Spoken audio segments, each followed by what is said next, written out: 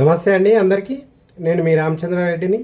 ఈరోజు మరి Jubilee hills by ఎలక్షన్లలో జరుగుతున్న ఎన్నికల నియమావళి ఉల్లంఘన ఏ విధంగా ఉందో ఒకసారి మీ అందరి దృష్టికి తీసుకొచ్చే ప్రయత్నము చేయడం జరిగింది.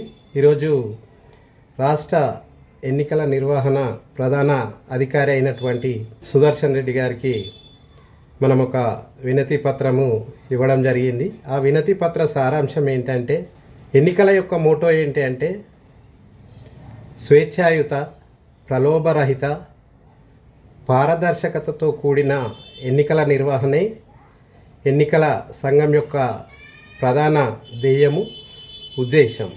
సో ఈ ఉద్దేశాన్ని గండి కొడుతూ రాష్ట్ర ప్రభుత్వము మరి ఒక వర్గానికి సంబంధించిన ఒక వ్యక్తిని ఉన్నపలంగా మంత్రిగా ప్రకటిస్తూ ప్రమాణ స్వీకారోత్సవానికి కూడా మరి ఏర్పాట్లు చేసుకుంటుంది.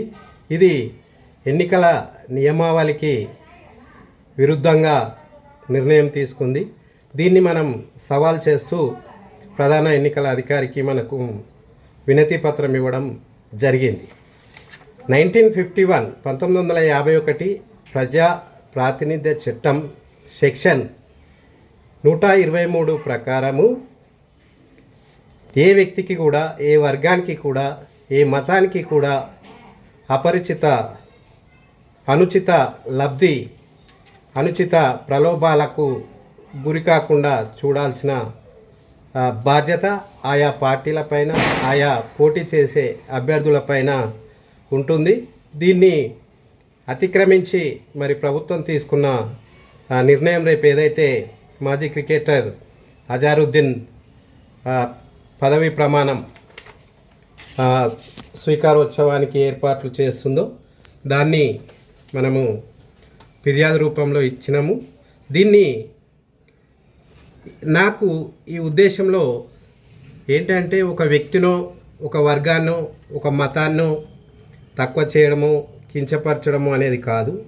చట్టం ప్రకారము, ఎన్నికల నియమావళి ప్రకారము ప్రజాస్వామ్యయుతంగా, ప్రలోభరహితంగా, స్వేచ్ఛాయుతంగా, పారదర్శకంగా ఎన్నికలు నిర్వహణ చూడాలనేదే నా యొక్క ఉద్దేశం. నేను బై ఎలక్షన్లలో పోటీ చేద్దామనుకున్నాను. అనివార్య కారణాల వల్ల మరి చేయలేకపోయాను. మరి ఈరోజు ప్రభుత్వం చేస్తున్న ఈ ఉల్లంఘనలను మరి ప్రధాన ప్రతిపక్షాలు కానివ్వండి, లేదా ఎన్నికలలో పోటీ చేస్తున్న 50 మందికి పైన పోటీలో ఉన్న అభ్యర్థులు కూడా మరి ఎవరు కూడా దీని మీద మరి స్పందిస్తున్నారా, లేదా కమిషన్కు ఫిర్యాదు చేశారా, చేయలేదా అనే విషయం అయితే మన దృష్టికి ఇంకా రాలేదు.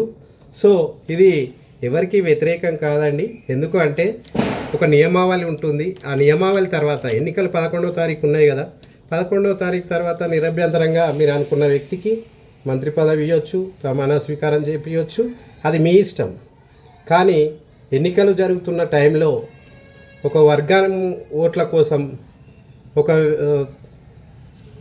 అనుచితమైన నిర్ణయాలు తీసుకొని ఓటర్లను ప్రలోభపెట్టే ప్రయత్నము ఇక్కడ క్లియర్గా ప్రభుత్వం యొక్క ఇంటెన్షను కనిపిస్తుంది. కనుక ఈ విషయాన్ని పునరాలోచించుకోవాల్సిన అవసరం ఉన్నది. అలాగే ఇప్పుడు మరి ప్రధాన ఎన్నికల కమిషన్ కోర్టులో ఉన్నది బంతి. సో మరి ఆ ఎన్నికల కమిషన్ ఏం చేస్తుందో వేచి చూద్దాము. జూబ్లీ హిల్స్ ప్రజలారా, ఓటర్ మహాశైలారా, ఎన్నికలు వస్తే పల్లెల్లో దాదాపు 90% పైన ఓటింగ్ జరుగుతుంది. కానీ ఎప్పుడు కూడా హైదరాబాదు క్వీన్ సిటీలో ఎప్పుడు కూడా 40%, 50%, మహా అయితే 50%కి ఓటింగ్ శాతం ఎప్పుడు కూడా మించలేదు.